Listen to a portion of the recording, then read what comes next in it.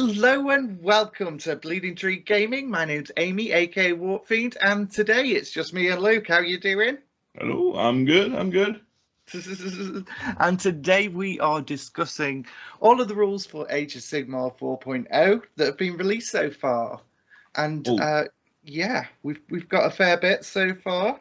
All the nice things GW have shared with us about Yes, yes. If you want to know about them cutting models, check out our video that we released yesterday where we discussed that in depth. In the meantime, let's have a look at some of these rules then. So the first thing, and we're just going to touch on this briefly, the modular rules system, which it makes sense that there's certain modules you can switch out. I will say the way they've shown this is like, yeah, you can use any combination of these, and then it's like, Here's well, there's basic, 5 of and them. then here's everything else. Yeah, it's not a great deal that you're switching out, but I do like the idea that in the General's Handbook they can print, you know, this is this module that just replaces the original one. That seems like a positive change. It seems nice and neat. Just slot in new rules, take out old rules that aren't working or need changing as and when. Absolutely, yeah. And yeah, the example they gave is we could just replace the magic module with like a new like magic of Andor is the example one they use. Which just to stop merciless blizzards from coming at people anymore. Yes, yes. So you can see that's a fairly reasonable use for it. And I want to know more about how it's going to be implemented, but I guess we won't know fully until the first General's Handbook's out. Yeah. Oh, yeah. Then, of course, there was dun dun dun the priority rule. Double turn. which until this week was probably the most divisive thing about Age of Sigmar. Yes. Before they announced all the models being cut, there was certainly a lot of disagreement going on in comment sections all across the internet. Double turn is good. I'm just going to say that right now. The double turn is a good thing. It's something that makes the game unique. It's wonderful. It's like there's a lot of nuance to whether you take it, whether you give it away. Yeah. I mean, I'm not saying like all games have to have a double turn. Like if you took the double turn out, I'm sure they could still make it a perfectly good game, but it wouldn't be Age of Sigmar. It's just part of the game at this point. It's like if you have, I think people are coming from it outside of the game's perspective of thinking it's the same as 40k. You're taking the double turn. You're just going to run all your guys in. You're going to attack all your stuff before they get to attack you back, and it'll be a bloodbath. Yeah. But Sigmar's not like that. You take turns. You don't have massive energy weapons. You don't have giant walking tanks that can just destroy entire units in a go. Like in Sigmar, you're going to do some damage to the other player. But if they position themselves cannily, they're still going to be scoring the objectives, which, like the victory points, are your way of winning. It's not like in 40k where you'll count up the victory points, but one of the armies will know that they are the dead army. Like, obviously, there are games of Age of Sigmar where, you know, it does come down to that. But the vast majority of them, you're both going to end up with enough forces to still be able to play with your toys at the end of it. Well, like I was saying, from memory of your smashing and bashing at the tournament, it was like it was kind of like we thought it was going to do a lot of damage, but I think we pretty much ended up taking just as much damage from going in there, all guns blazing. Yeah, it all kind of balances out pretty well, and you lose units slowly, so I don't think I've ever had a game of Age of Sigmar that by the end of the second turn we've been like, oh, I know who's going to win. Let's throw it off. Oh, yeah, like I say, it definitely does pay to carry on going as long as you got battle tactics and sticky objectives in Sigmar. So if you claim stuff on the other side of the board and the opponent can't get to it, then... And they've kind of enhanced this. I mean, I don't think people are very much going to be taking a double turn for themselves early in a battle anymore, because now you forego the chance to get any objectives, to get any of the mission Yeah, you have to go your battle tactic and battle you tactics. take Yes, a double that's the turn term I'm looking for. Which yeah, same. If it's the same kind of scoring and victory points, that's kind of a big deal. Like missing out on 2 victory points in the turn. I'd really like. I'd like to see some of these battle tactics, because like the previous edition, there was a lot of, certain armies you'd really struggle to score more than like 2 of those a game. Certain books just don't have things that, unless you have certain units, and the General's Handbook was very much like you needed very specific stuff to do certain things other than just get out of your deployment zone. I mean, it'd certainly be a big incentive to take a double turn when you're looking at your battle tactics and you've got nothing you can achieve. Yeah.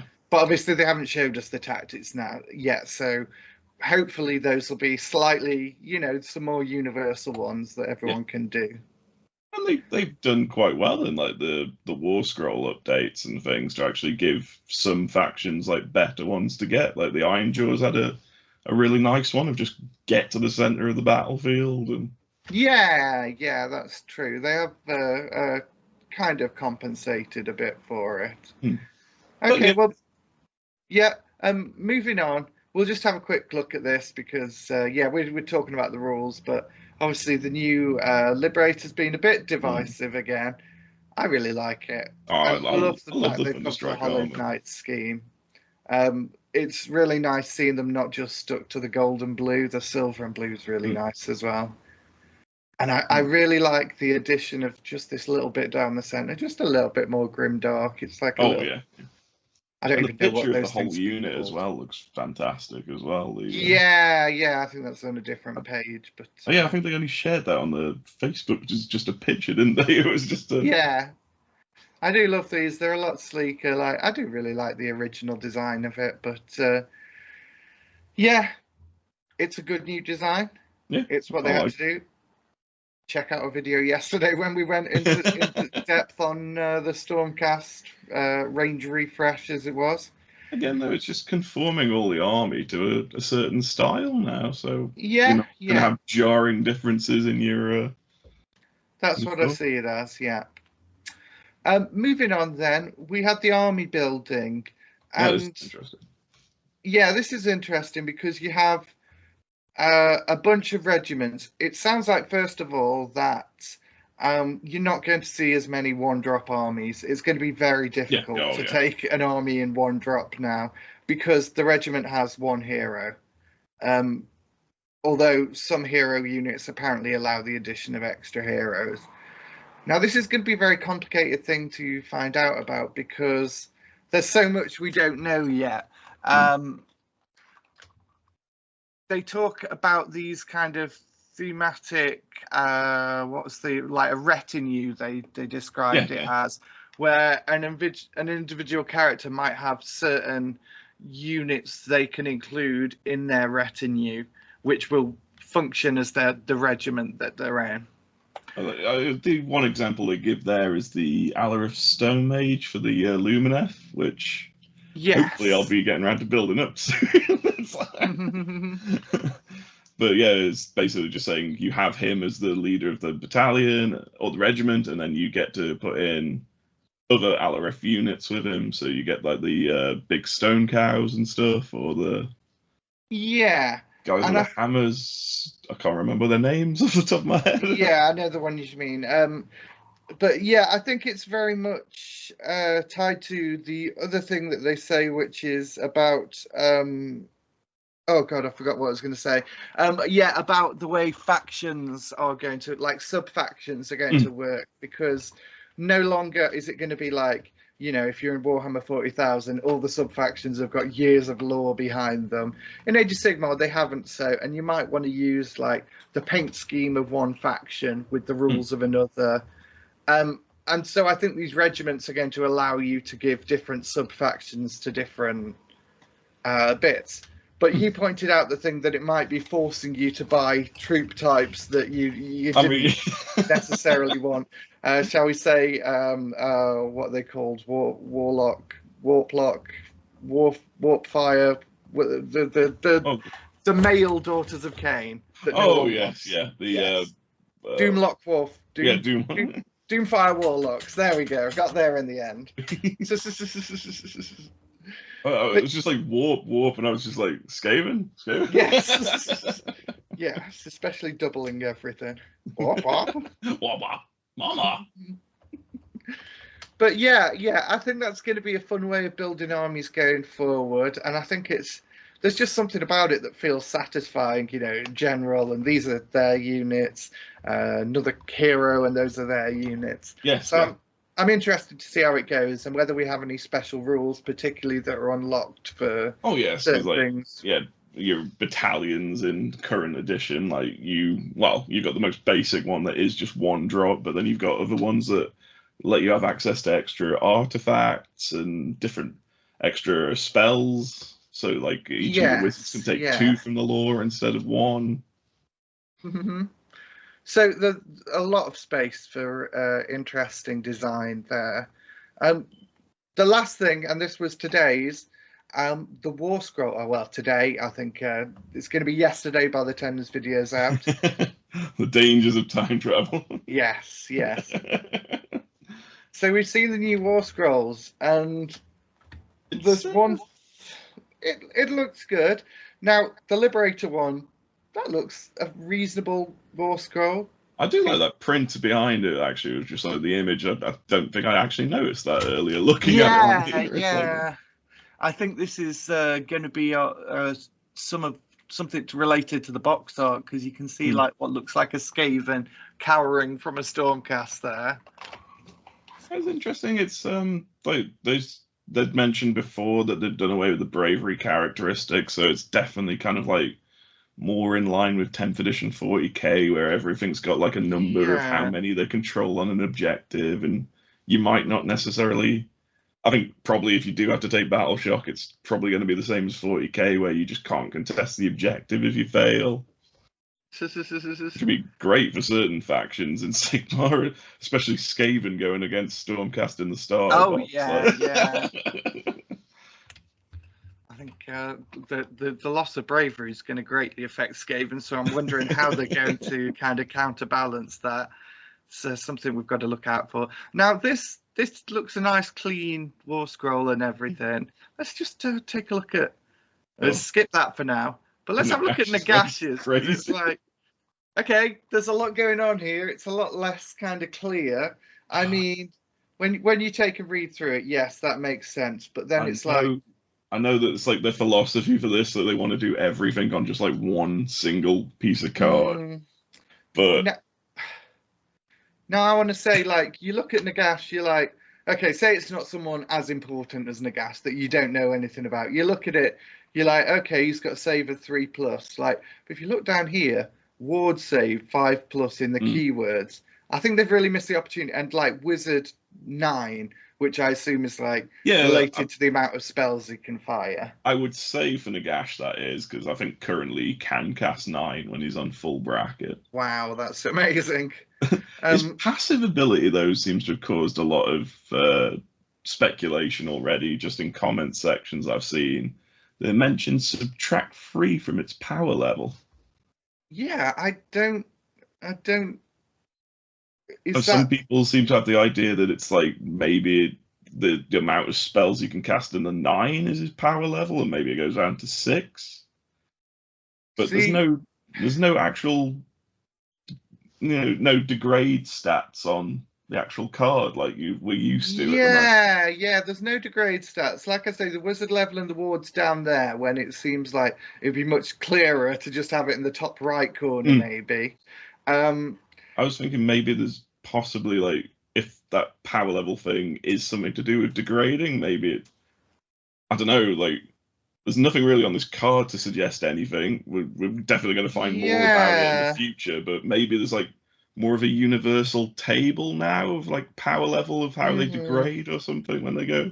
So, I mean, this one is it's actually an upgrade, because it's saying, like, when you get below 10, your power level goes up to full 9, which, okay, fair enough. Like, he gets more powerful as he's damaged, but is that how they're going to handle the degradation across everything? It seems a little like cut or dry. Yeah, Damage points as well. That's an interesting new term. yeah, it's health here, but it's like damage points there, and I've heard it referred to as wounds still in other places. So that's an interesting change they've made. Interestingly, Nagash with a 5-up ward as well. I just want to actually check this right now because I don't think he has a particularly good ward save at the moment. Like, oh, well, I know they've like it's been a point of contention that Nagash has been rubbish for ages, and they probably want to upgrade him a bit. But yeah, can we talk about the other major thing that I know affects you a lot, and that is the color colours. coding. Now, you are colorblind. Yes. And can you tell me what these colours look next to each other? Look, I honestly can't tell the difference between hero phase and charge phase colours and shooting phase and end of turn colours.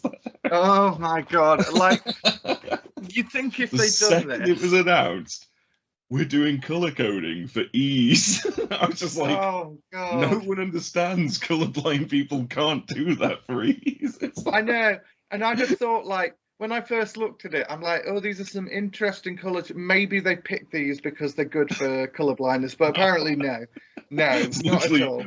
4 different things on there, like two sets of things that just look exactly the same to me on there. Yeah, no, so that's, and if you look here, like you can just about work out that, okay, that one is the start of the turn, yeah, and that's the hero phase and hero phase. But I say just that one that says passive, like the only thing I've got knowing that that's for hero phase is the fact that it just says add to his casting roll. Now they put these symbols here, which would be nice. Like that's the ability type. But again, that just says special ability. Like that doesn't help me at all. No. But I mean, like ability and the phase is different. Why couldn't they have had an icon for the phase? I really hope it is just.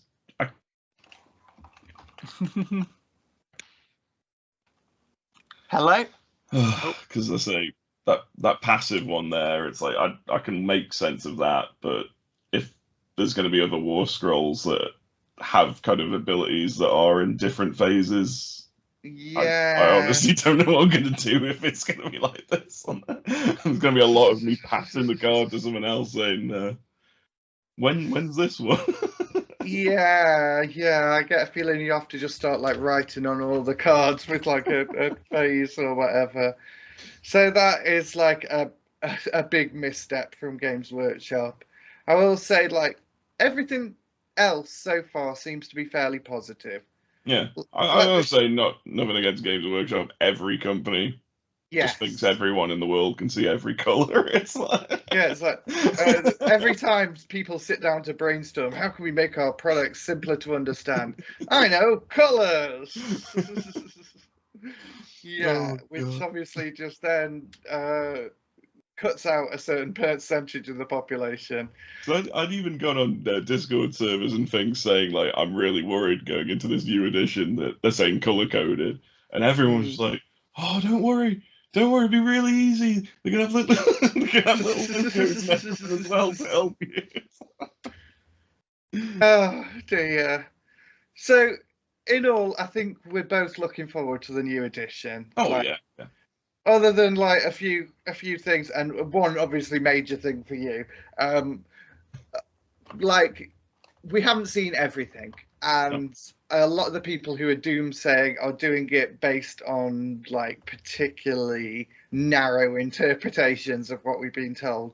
Everything looks pretty positive so far. It doesn't look like major changes to the way the game itself plays so far. I'm really interested to know what's happening with command points. I reckon that's probably going to be announced in maybe the next week or so, because they are putting these out fairly regularly as well. Yeah. I really want to see, obviously, command points and how victory points and missions and everything work. That's going to be some of the parts that's going to make it or break it, really. So I think I've read about 3 different articles now, and they just keep on saying command points are going to be a scarce economy in this edition. Yeah, like what kind of economy? What can we use them for now? I think that's what we want to know. Well, we'll be back to cover more of this story as it emerges. Oh, I'm so psyched for the introductory game day. Yep, we're booked into that, so we'll record a podcast after giving all our impressions on the game when we get a chance to play it. Well, thank you very much for listening. Don't forget to like and subscribe. We've been Bleeding Tree Gaming, and we will see you in the next one. Bye.